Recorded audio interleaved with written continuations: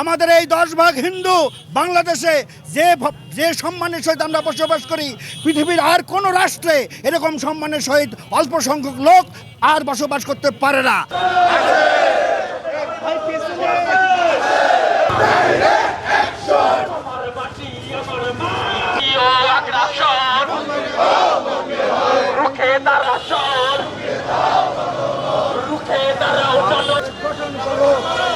বাংলাদেশে রক্ষা করো, রুখে দাঁড়াও জনগণ। ভারতীয় খুনি কেন ভারতে, ভারতকে দেব না আমার মাটি।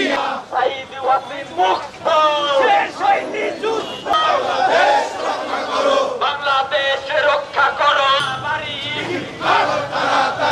আমার মাটি আমার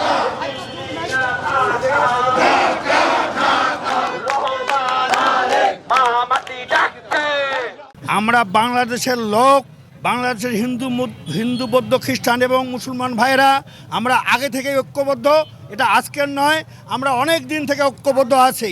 ভারতীয় যে দালালেরা, যে সকল কুচক্রী মহল এই হাসিনার ইন্ধনে হাসিনাকে সমর্থন করে, আজকে যারা হাসিনার এই পদত্যাগকে সমর্থন করে না, যারা মেনে নিতে পারতেছেন না, তাদের জানাতে চাই আমাদের ঐক্য আর অটুট।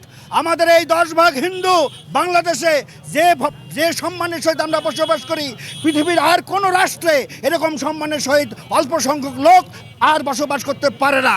তাই আমি জানাতে চাই, আর এর পরে যত ষড়যন্ত্র আসবে, আমরা হিন্দু বৌদ্ধ খ্রিস্টান মুসলমান ভাইরা সকলে মিলে আমরা এর প্রতিবাদ করব এবং আমরা জীবন গেলেও প্রতিবাদ করতে রাজি আছি। আমি উত্তম কুমার সাহা, রংপুর জেলা হিন্দু বৌদ্ধ খ্রিস্টান কল্যাণ ফ্রন্টের সভাপতি। আমরা বাংলাদেশে সাম্প্রদায়িকভাবে হিন্দু মুসলিম বৌদ্ধ খ্রিস্টান সবাই একত্রিত, অভিন্ন না। আমরা সুষ্ঠুভাবে এই বাংলাদেশে বসবাস করছি। সকল সম্প্রদায়ের লোকজনের কোনো সমস্যা এই বাংলাদেশে নেই। কিন্তু এই হাসিনা সরকার, বিগত দিনের হাসিনা সরকার ভারতে পালিয়ে গিয়ে ভারত সরকারকে উস্কে দিয়ে এই বাংলাদেশের যে এম্বাসি আগরতলায়, সেই আগরতলায় এম্বাসিতে হামলা করায় আমরা এই বাংলাদেশ হিন্দু বৌদ্ধ খ্রিস্টান কল্যাণ ফ্রন্ট তারই প্রতিবাদে আজকের এই বিক্ষোভ মিছিল করেছি। এরপরে যে কোনো ধরনের ষড়যন্ত্র হলে আমরা এই বাংলাদেশের সাম্প্রদায়িক যে সংগঠন আমরা আছি, পেশাজীবী সংগঠন আছি, বাংলাদেশ হিন্দু বৌদ্ধ খ্রিস্টান কল্যাণ ফ্রন্ট, যা শক্তি আছে এর প্রতিহত করব।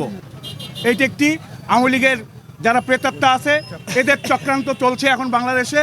তারই ধারাবাহিকতায় ভারতের কিছু আপনার মিডিয়া, প্রেস মিডিয়া এগুলোকে বিভিন্নভাবে ছড়াচ্ছে, যাতে করে আমাদের এই সাম্প্রদায়িক যে সম্পর্কটা আছে এটাকে নষ্ট করার জন্য।